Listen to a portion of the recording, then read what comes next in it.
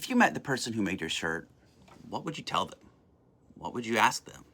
Well, I traveled all the way to Honduras to meet someone who made my favorite t-shirt, and I made an ass of myself.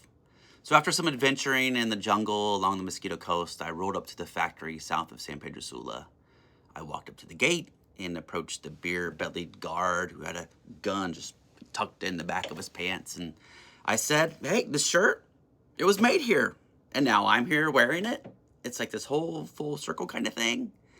Can I have a tour of your factory, mister?" He said, "Who are you and why are you here?" Good questions. Like, in that moment, in that place, I wasn't sure. But also on a larger existential level, as a recent college grad, like, what was I doing with my life and who am I? So, of course, I didn't get a tour, so I waited to the side of the factory when the workers were let out. There I was, a grande gringo walking upstream through a sea of workers, when finally a man named Amilcar stopped. I learned he lived with his parents, liked to play soccer, that we were both 25.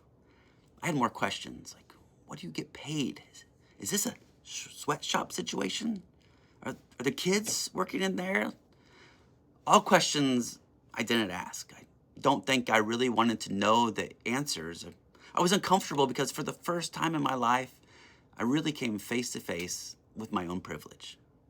Here I was, traveling willy-nilly around the world, and there Amilcar was, working in a factory that made my shirt. We were the same age, but the opportunities we had and the lives we led were vastly different. And here's when I made an ass of myself. I hate to admit this, but I took my shirt off and gave it to him.